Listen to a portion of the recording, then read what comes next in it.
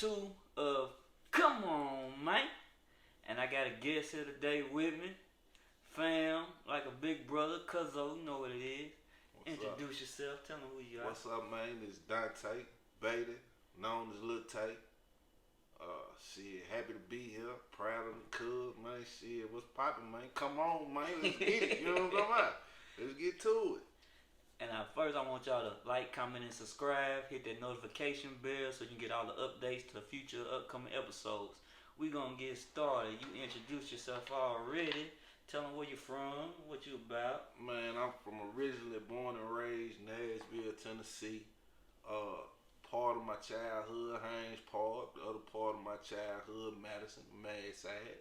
You know, just been here my whole life, man. Grew up, Beatty, Cotton, Woods. You know what I'm saying? That's my family. You know what I mean? And my legacy. You know. Yeah. Okay, we're gonna get started with the first question because you introduced yourself. How do you feel about the internet and the youth? Do you feel like the internet is helping the youth grow, or is destroying the youth? Like it's taking on a whole new level of this what I'm supposed to be. I want to be like this guy on the internet. He got money. Not realizing that half the stuff on the internet ain't real life. It's just something to make them look like they what they is and what they really not. Honestly, cuz that's a good question. And to answer that, I would say the internet is not only destroying the youth, it's destroying people. Mm. There's no more individuality no more. I like to call human beings individuals now. Because if I refer to you as an individual, nothing about you seems strange, weird, different. You just you being who you are. Okay. I don't look for you to be the masses.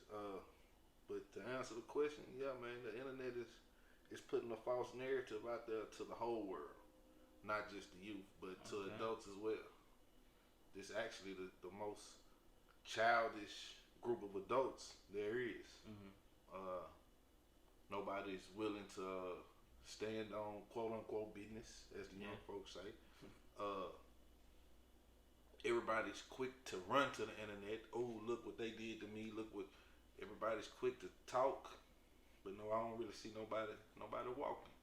So you don't think the internet is, far as say money goes, because from what I see, it's more younger millionaires being built off the internet than it was before. It's like it's giving easy access to money for the young folks, but at the same time, like you said, it's kind of killing the youth. Like they don't feel like they gotta work hard for them. They feel like the internet's gonna give them money overnight, which it really don't work like that. But yeah, no doubt. I mean, the internet is a tool. Yeah. Just like most things, most tools that are created, they get abused and overused. Yeah. The internet was a great tool that was created to be invented. More power to the whole younger generation, the new entrepreneurs, nobody who's settling.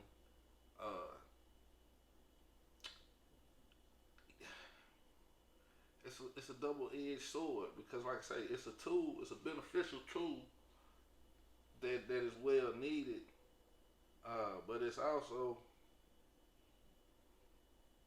crippling. Okay. I say that it's crippling.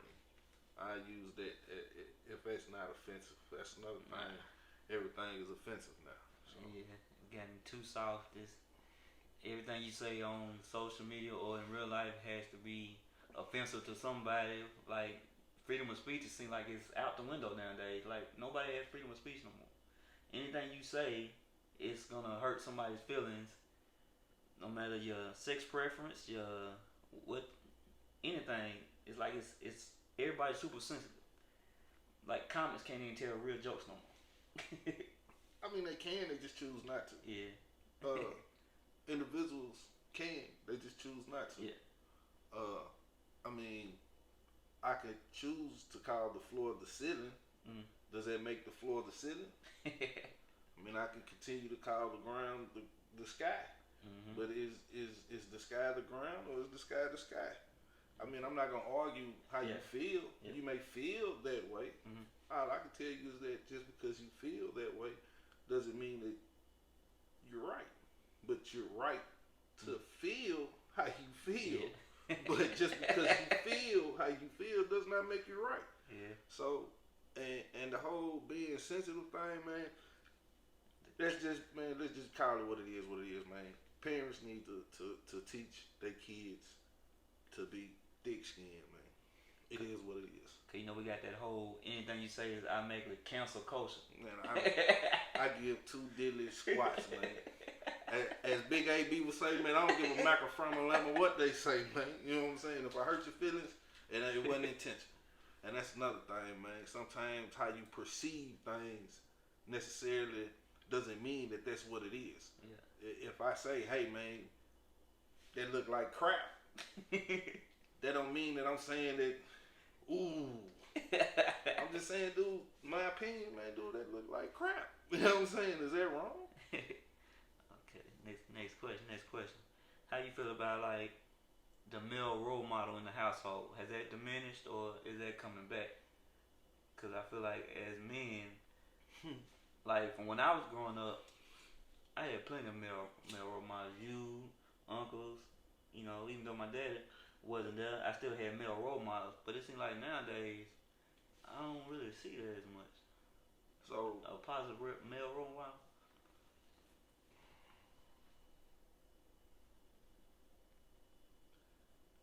The male role in a household only diminishes in a household if whoever household it is diminishes it. I see the narrative that they try to portray, but I can go in any one of my 4 phones right there and call nothing but fathers and mothers. So, we're sticking on fathers, so let's just stick to fathers. Yeah. And I can call nothing but fathers that work hard and do the best that they can. And sometimes the best that they can it may not be acceptable to the mother. Okay, but just because it's not acceptable to the mother doesn't mean that man is not doing the best that he can. So, as far as the male role model,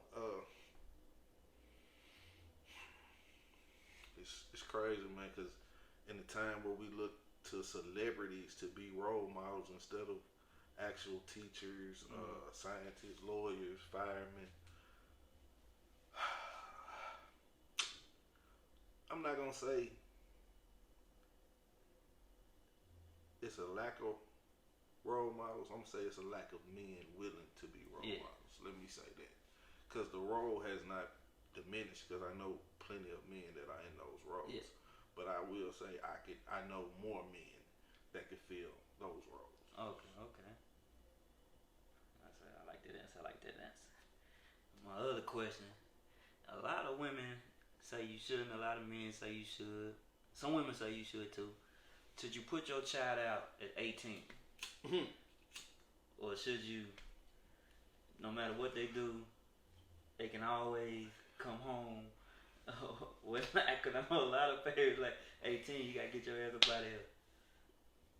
Or should you let them stay until they actually find themselves? Like they career, what they want to do in life, even if they don't go to college. Can they still stay home? Come on, man. Let's just be a baby, man. Black folks talk a lot of shit, swallow a lot of spit. But we know a lot of us supposed to been out at 18. Did we leave at 18? Cause hell no, we ain't leave at 18, man. Can't tell nobody how they should run their household. Now I ain't finna tell nobody how to run their household. You kick your kid out whenever your child stop listening to you, stop obeying your rules, stop doing what you tell them, and feel like they too grown to be under your roof, then they got to go. Other than that, man, shit. Cause I feel a lot of parents are debating on that. No, I ain't gonna kick my kid out. That's my kid. But like you said, smart mouth don't want to do nothing. You got no choice. You ain't nothing. You wasting air. People help you grown at 18, help right? themselves. Like if you got a child that's there, a young man, a young woman, 18, 19, 20, however old they are, and they really trying, they doing what they can, they doing what they need to. Come on, man, we live in a jacked up economy right now, man. Yeah. You can't just but you know, the times that we live in, that's the time that we live in. You kick they'll kick a human being on the street and take the dog on the street and bring it in the house. Come on, man. And how important is family to you? Everything. Everything. Family is everything. But my granddad, the late Henry Buddy Duck Cotton, God rest his soul, he always used to say, everybody that's your family ain't your family. And everybody that's kin to you ain't kin to you. Mm-hmm. And it took me a long time to process and what that understood. We can't pick and choose who our family are. Mm-hmm. So therefore, we love our family for being a part of that family. So I know through the good, definitely through the bad, family is all you really gonna have because that's who you gonna run to. So is family always blood or is it? Mm-mm. Okay. Cause I got legitimate partners that are not partners. I mean, that's just family. I call them partners. Ooh, excuse me. That's it. Ooh, excuse me. Shit, I'm a nigga, fam. You know what I'm saying? Anywho, but I got partners like my homeboy L. His family is in my family photo. Mm-hmm. We took a family picture in front of my grandparents' house. Him and his family is in there. That's family. Okay. TG Easy, Big Pat, Rob, nigga, that's family. Jared, Lil Daniel, the whole church is down. I mean, that's family. Like Haynes Paul, that's family. Madiside, that's family. You know what I'm saying? You don't have to be blood to be family. What makes you family is the actions you do for a person. Okay. You know what I'm saying? If we can call a person right now and be like, fam, I got a flat, can you come get me? Nigga, that's family. Yeah. Your friend ain't gonna do that for you. Yeah. I got another question though. This kind of played me too. You think sports got too soft? I think sports just got too tainted. What you mean?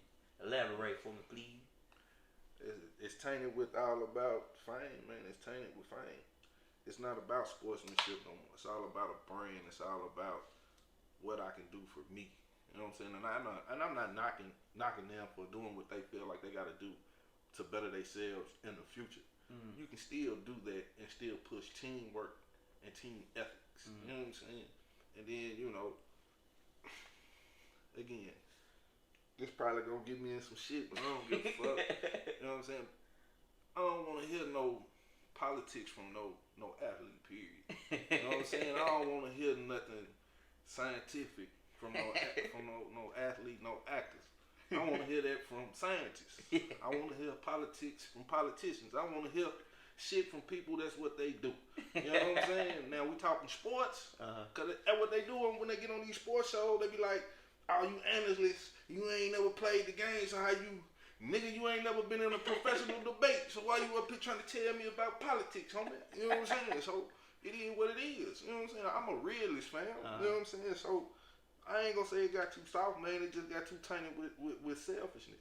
You know what I'm saying? With the fame. Everybody want to be that person. Nobody just want to be them. Ain't no more about us. It ain't no team no more. So what they say, it ain't no I and team. Yeah. Now it sure is about the M and the E now, ain't it? I got my brand. I know in college, they starting to, like you say, it's starting to be tainted too because now they getting paid. I mean, they should. NIL deals and... I mean, they should. Let's just be real, man. Y'all making billions of dollars. I'm busting my ass, hurting myself, knowing I ain't gonna make it to the league. I done busted my knee my freshman year, and I'm fucked up. At home, like, man, I could have been the nigga, man. I was him, man. You know, I was rushing. Man, ain't talking about your high school days, you know? You know what I'm saying? But it ain't their fault. You know what I'm saying? They went to this college with this big dream, so yeah, they deserve to get paid. Because you never know what's going to happen. Nobody know what tomorrow brings. Yeah, that's true. Yeah, that's how I feel sometimes about that, though, as far as college go. Like you said, they should have been getting paid, but that's right there. I feel like sometimes that can ruin, too. They ain't even going to want to go to the NFL. You ain't going to see too many. It's going to be like a bunch of old players in the NFL because all the young people staying in college because the money's there. You don't even got to go to the pros. Like what they used to tell you. Get it while you're getting is good. You hear me? Get it while the getting is good. Get paid, young nigga. Get paid. Get paid, young nigga. Get paid. Shit. That's what I tell them. Go on, run it up. Nigga, I got a daughter. Shout out Kamara Tavares, Alabama State, number 42. You know what I'm talking about? You know what I'm saying? pay them. You know what I'm saying? And how do you feel about this generation of music? Do you think it can live up to our like the 90s, 80s? It's gonna live up to its generational time. Mm-hmm. Our music didn't live up to the generation before it, and so forth and so forth. Cause our generation of music, we came with technology, more technology and shit. The generation before them niggas was playing them instruments, nigga. You know what I'm saying? They out there getting down, nigga. Boom, boom, boom, boom, da da da da da. Nigga, they playing all this shit. Now niggas just do do do do do do do do. You know what I mean? So no generational music be like the generation before them. The generation before them is the mold for today and preparation for tomorrow. That's really how you really live your life. You know how people say, I live like tomorrow ain't a promise. I live like it's my last. No, you don't. You live every day for preparation for the next. What motherfuckers say, man, I gotta go work tomorrow. Nigga, that don't sound like a nigga to me. They living this life like every day is last. Like tomorrow ain't a promise. Yeah. If I know I ain't gonna be here tomorrow, guess what? Nigga, I'm finna hit all the licks I can. Call all my baby mamas, which I ain't got number 2. And say, look here. Man. Before I go, here y'all go. You know what I'm saying? All right. And my last question, because I didn't get to do this before, I really wanted to do it with everybody, but this moment especially, because like I said, this is the first episode of season 2 of Come On, Man. Come on, man. And yeah, I want you to give your finest memory of the GOAT, the legend, the OG, my girl, Debbie, aka my granny, aka your auntie. Tell the world about your experience with Debbie, your thoughts about the GOAT, the legend, Deborah Jean Batey. Deborah Jean, man, dude. The greatest thing I can honestly, my greatest memory about auntie is Christmas. Everybody meeting up down there and kicking it down there with her. Everybody holler at big grandmama upstairs. We eat good. Everybody get their socks and drawers. You know, our big grandmama had 10 kids. Her 10 kids had kids. 76 of us. It's a lot of us, fam. It's a lot of us. So some of us, when you got a certain age, it was socks and drawers. And I ain't talking about no boxers, tight whites. Like, come on, man. Come on, man. Appreciate it though, cause them socks came through. them drawers wasn't hitting on nothing, but them socks was on point. You know what I'm saying? Now them socks done came back with the double rings. But my fondest memory with Aunt Debbie though, man, that'll just be it, man. I can't just say, cause I spent so much time with Auntie. You know what I'm saying? Like, it's just hard to say one specific moment, but what I can say though, it's how we always used to get together and everybody met downstairs. Everybody met downstairs. Where everybody at? It'd be caught the street, be like, God damn, go in the house. Where everybody at? Downstairs. I remember my little brother used to call him Little Trouble. And he'd be like, get Little Trouble, he can't come down here. Get Little Trouble. Y'all need to get Little Trouble. Man, Auntie, man, I'm gonna take a shot from my Aunt Deborah, man. And there you have it. That's the first episode of season 2 of Come On, man. Shit, I appreciate it. I'm Mr. Dre St. Louis, and this is Donte Batey, man. AKA Top Dollar. Tell your main thing to holler. Do she split or do she swallow? Remember to like, comment, and subscribe. And we out.